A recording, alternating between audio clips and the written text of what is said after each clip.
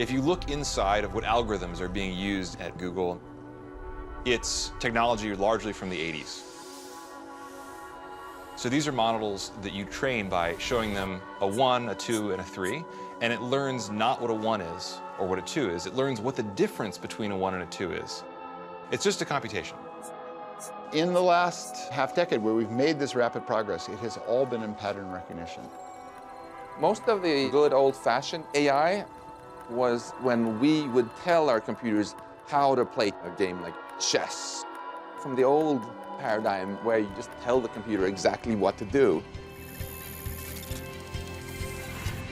This is Jeopardy!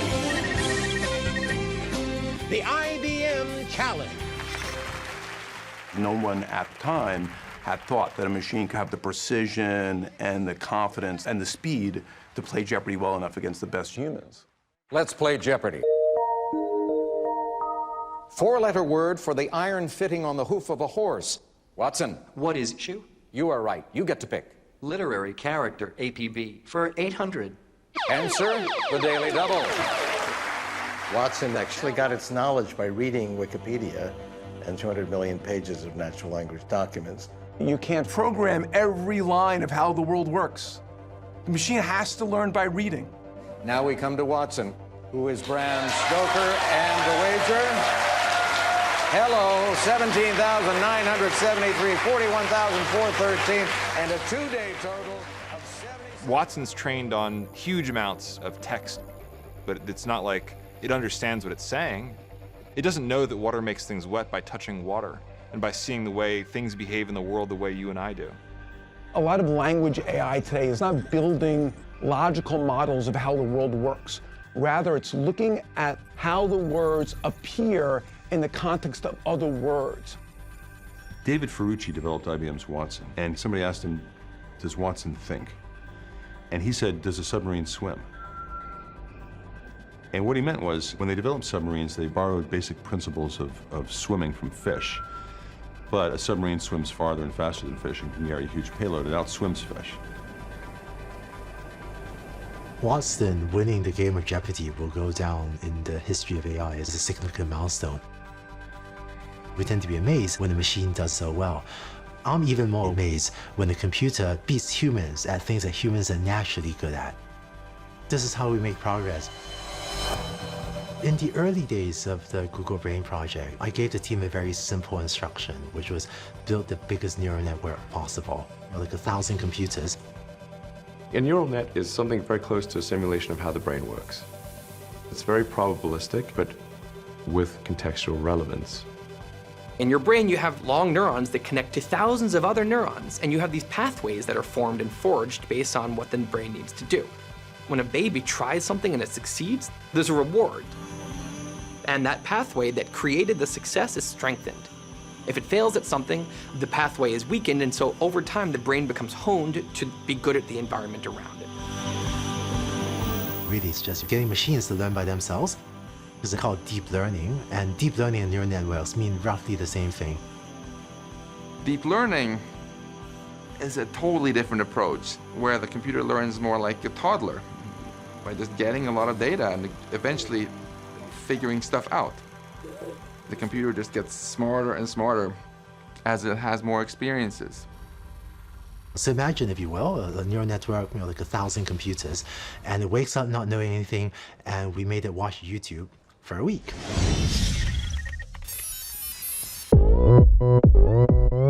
Oppan Gangnam Style. Gangnam Style. Oppan Gangnam Style. Gangnam Style. Oppan Gangnam Style. And so after watching YouTube for a week, what would it learn? We had a hypothesis they'll learn to detect commonly occurring objects in videos. And so we know that human faces appear a lot in videos. So we looked, and lo and behold, there was a neuron that had learned to detect human faces. Leave Billy alone!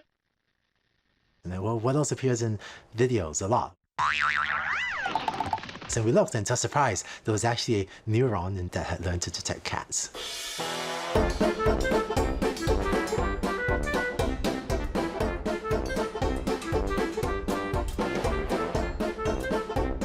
I still remember seeing recognition. Wow, that's a cat. Okay, cool, great. It's all pretty innocuous when you're thinking about the future. It all seems kind of harmless and benign. But we're making cognitive architectures that will fly farther and faster than us and carry a bigger payload, and they won't be warm and fuzzy.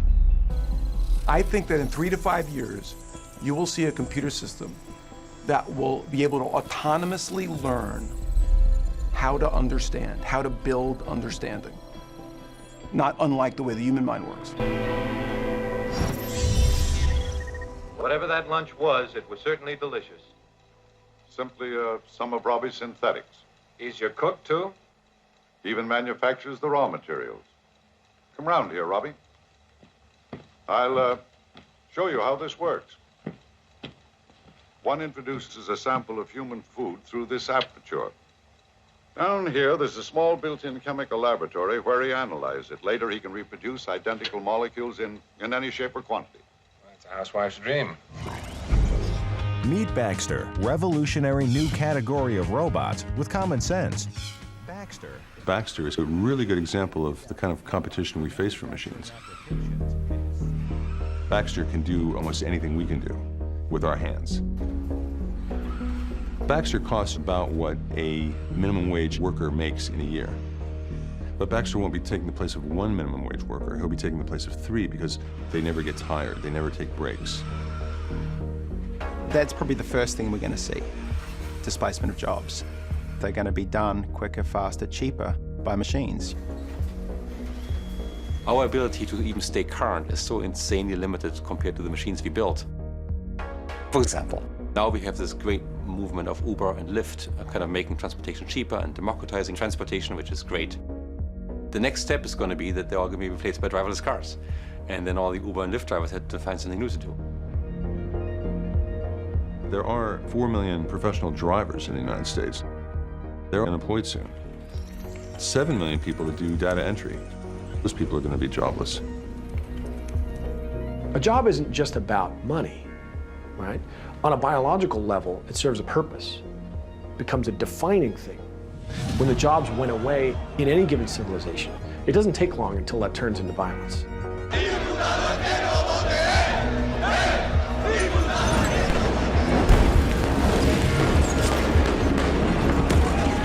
We face a giant divide between rich and poor because that's what automation and AI will provoke, a greater divide between the haves and the have-nots. Right now, it's working into the middle class, into white-collar jobs. IBM's Watson does business analytics that we used to pay a business analyst $300 an hour to do. Today, you go into college to be a doctor, to be an accountant, to be a journalist. It's unclear that there's going to be jobs there for you. If someone is planning for a 40-year career in radiology, just reading images, I think that could be a challenge to the new graduates of today.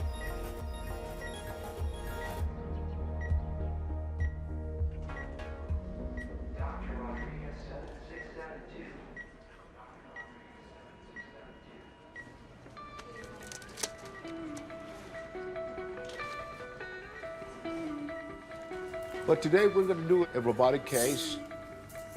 The Da Vinci robot is currently utilized by a variety of surgeons for its accuracy and its ability to avoid the inevitable fluctuations of the human hand.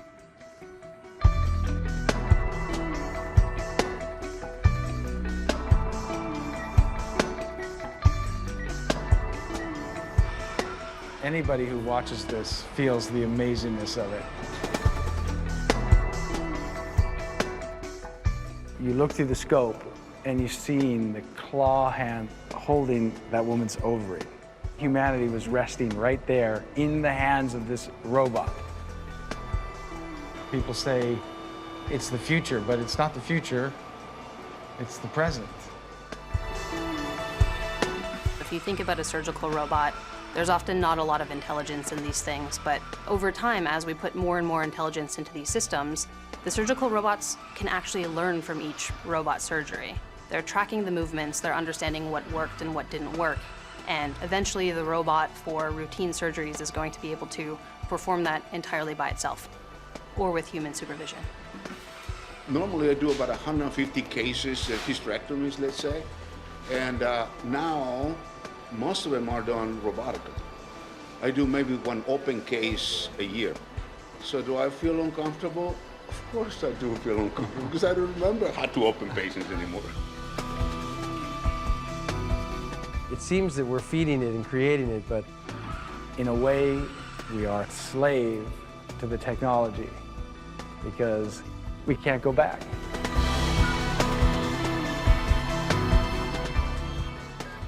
The machines are taking bigger and bigger bites out of our skill set at an ever-increasing speed.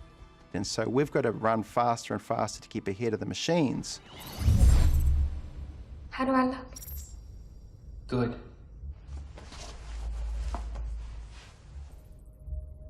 Are you attracted to me? What? Are you attracted to me? You give me indications that you are. I do? Yes. This is the future we're headed into. We want to design our companions. We're going to like to see a human face on AI. Therefore, gaming our emotions will be depressingly easy. We're not that complicated. Simple, stimulus response. I can make you like me basically by smiling at you a lot. AIs are going to be fantastic at manipulating us.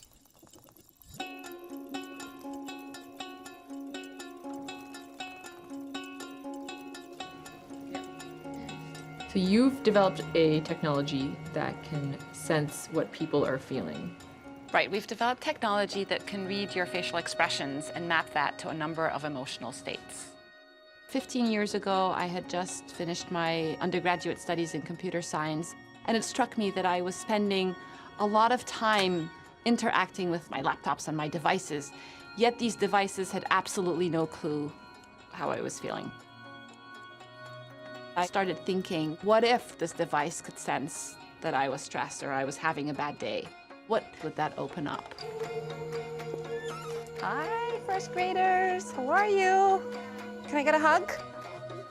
We had kids interact with the technology. A lot of it is still in development, but it was just amazing. Who likes robots? Me! Who wants to have a robot in their house? What would you use a robot for, Jack? I would use it to ask my mom very hard math questions. Okay.